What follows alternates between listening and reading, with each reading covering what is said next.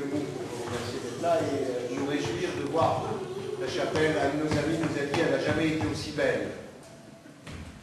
À mon avis, depuis qu'elle n'est plus la chapelle des prisonniers de la prison, elle est très belle.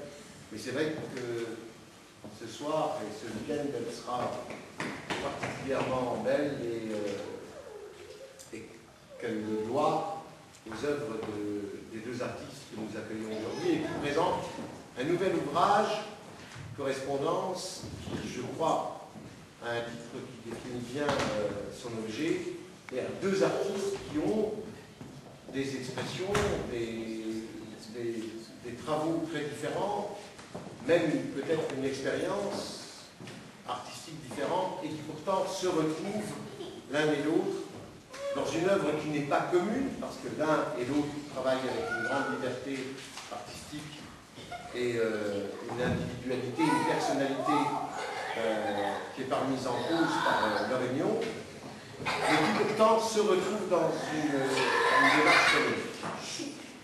Je crois qu'il avait gagné. Donc Michel et René, on avait déjà eu le plaisir de voir leurs œuvres réunies dans un premier ouvrage qui s'appelait L'or et l'argile. Pour moi, était un des plus beaux livres d'art qu'on ait publié à Luxembourg.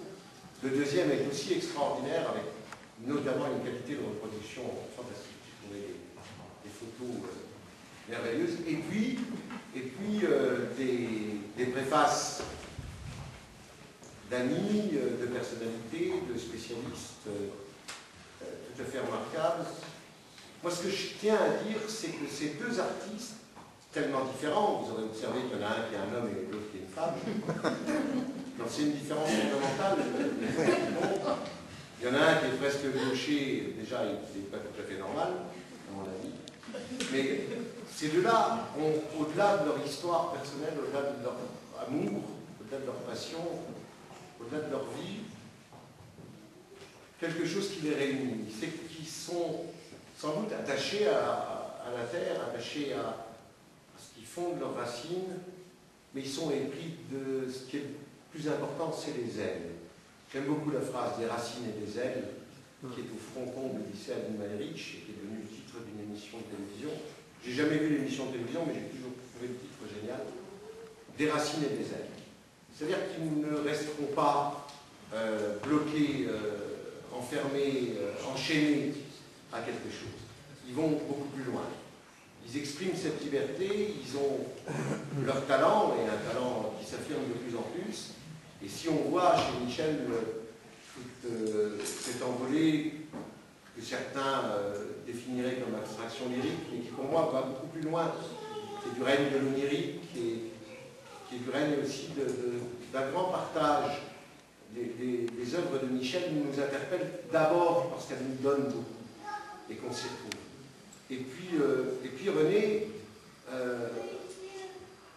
sans doute, a gardé de son passé, j'allais dire révolutionnaire, j'espère qu'il est encore présent. C'est bien le passé révolutionnaire, j'en suis convaincu. Je dis ça parce que je viens de voir une vidéo de Léo Ferré et ça m'a beaucoup marqué pour le week-end de venir. Aussi s'arrache aux pesanteurs du quotidien et de la réalité. Et ce qui m'enthousiasme le plus dans leur démarche, à l'un et à l'autre, ils sont d'abord profondément humains, pas humains, trop humains, comme aurait dit Nietzsche, mais humains très très humains. Et ils donnent, ils partagent, ils donnent à sentir, à ressentir, à partager, à vouloir, à croire. Et en ce sens, leur art est populaire, j'allais dire, parce qu'il n'est pas confisqué, il n'est pas enfermé quelque part. Il provoque des émotions collectives ou des émotions individuelles. Et moi, il me donne le sentiment d'être meilleur. C'est toujours très pratique. Quand on n'est pas capable d'être meilleur tout seul, de bénéficier de l'œuvre de l'artiste pour ressentir ça profondément. Et l'originalité de leur démarche commune, qui est pourtant deux démarches individuelles qui se rencontrent, est aussi quelque chose d'assez extraordinaire. Ils peuvent partager un même lieu d'exposition, et pourtant, je ne crois pas qu'il y ait de concertation préalable. et je suis même convaincu que certains, l'un et l'autre, sont extrêmement jaloux de l'individualité et du secret de leur création. Et sans avoir à se dire ce qu'on va faire, sans avoir à préméditer le résultat, on se retrouve pourtant sur l'essentiel parce qu'on part de l'essentiel et d'une démarche très très profonde et très riche. Voilà, c'est tout ce que je voulais dire et c'est pourquoi l'abbaye est heureuse dans ce lieu qui est un peu particulier. Vous savez, je disais toujours tout à l'heure avec beaucoup de fierté que pendant un temps, depuis que l'abbaye a été ouverte, il y a eu des messes dans cette pièce. Et le dimanche matin. Et le vendredi, il y avait des conférences sur l'islam. Et le dimanche matin, il y avait dans la salle voisine la création de l'itinéraire culturel du patrimoine culturel juif en Europe.